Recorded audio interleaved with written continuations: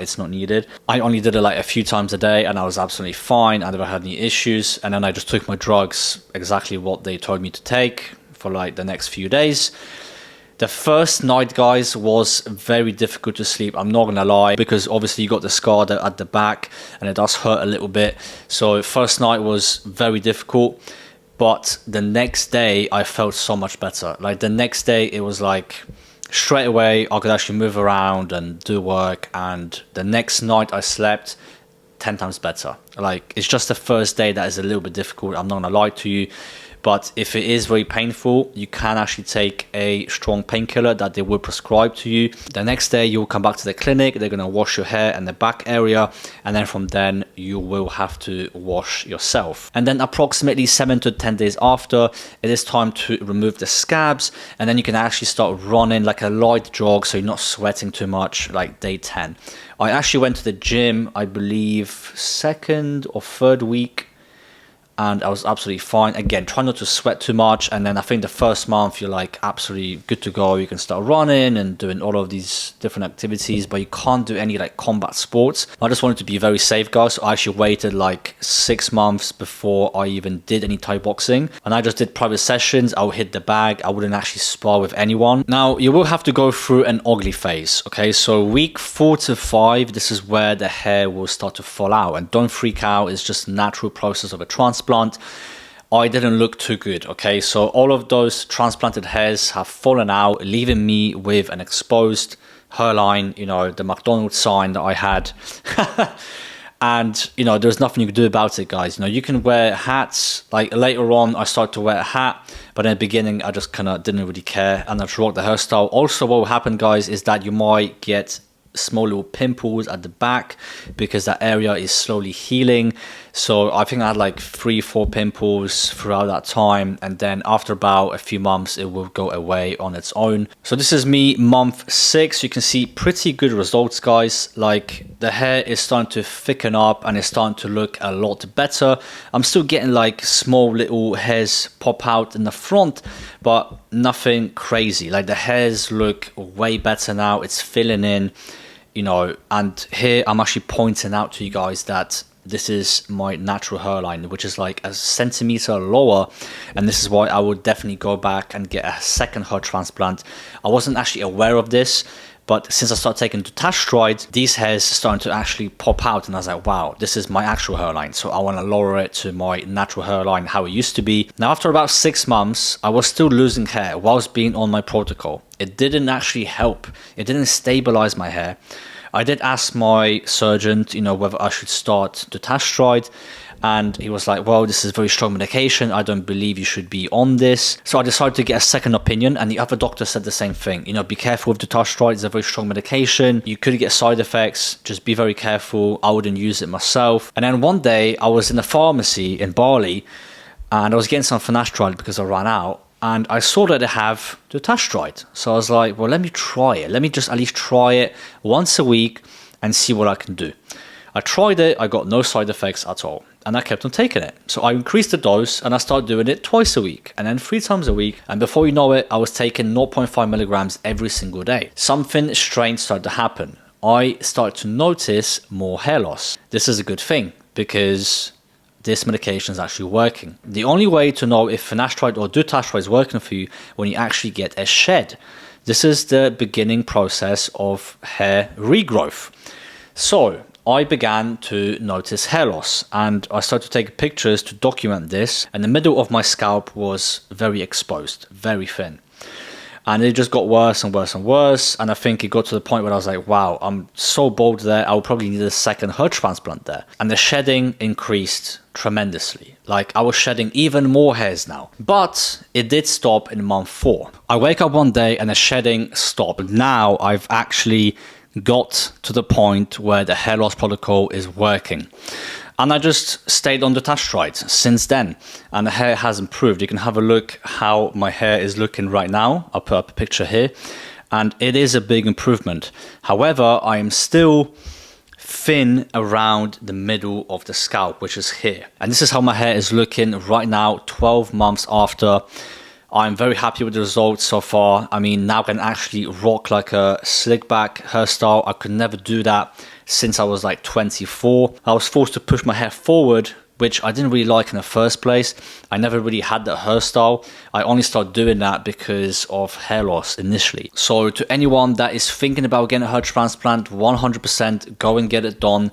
Watch this video from the beginning so you can actually avoid making some of the mistakes that I did, and also get on hair loss prevention. Now, speaking of hair loss prevention, let me tell you guys what I'm actually on right now. So what is my full protocol? So the first thing that is the most important, guys, is blocking DHT with a 5-alpha reductase inhibitor, such as finasteride or dutasteride. I choose to take dutasteride because that's what is working for me right now. Finasteride used to work for me for the first few years, and then it actually stopped working. So what I do right now is I take 0.5 milligrams twice a week, and then for the rest of the week I just take 1 milligram finasteride. I actually take 1.25 milligrams because I do take a 5 milligram pill and I cut it in 4 pieces. So that's my protocol right now, and because I'm not shedding any hairs, I don't feel like I need to increase my dutasteride to every single day, because I used to be on it every single day, and then I was like, okay, this is super strong. I stopped shedding. Let me see if I'm shedding on twice a week. I might even try once a week and see if that changes, because at the end of the day, I don't need to be taking a higher dose of dutasteride if I'm already not losing hair. With dutasteride, guys, you can literally push it up to 2.5 milligrams a day, and that is going to block the most amount of DHT on the scalp from the studies, when you actually look into the studies. So there's always progression. You can always up the dose later on. You don't have to go to the highest dose straight away, as long as you're keeping your hair. Second thing that I'm taking, guys, is minoxidil. So I actually use the Intelligent minoxidil. Again, I'm not sponsored by them. You can use my discount code. I do have a 10% off code for you guys. I use this minoxidil because it is a non-greasy minoxidil. I don't want to use that generic cheap minoxidil where it just makes my hair greasy. I can't even go out. Like the next day, it's like, you know, whole pillowcase is absolutely destroyed. So this one is a fast dry non-greasy minoxidil. It literally dries within 10 to 15 minutes maximum, and absolutely no grease whatsoever. So I like to use that. And on top of that, guys, I do use a super volumizing conditioner by Intelligent, and I also use a super volumizing shampoo, also by Intelligent. I use shampoo twice a week. I used to use it 3 to 4 times a week. Now I only do twice a week because it's not really needed. And also, any shampoo that you use, guys, will strip your natural oils. So therefore, like, your scalp will now overcompensate and produce more oil, and it's not good for that. So twice a week is plenty, okay, for a shampoo. And then conditioner I use every single day. So I run out of this pretty quickly, but you know, I like to condition my hair every single day. And then how do I actually style my hair? Let me show you guys my hair gel that I bought over in Brazil. So this is it, guys. Fox for men. All right, this is bought in the barrios of Rio de Janeiro, Brazil. So it's looking. I risked my life for this gel. Like, seriously, I paid like 3 quid for this. This is so cheap.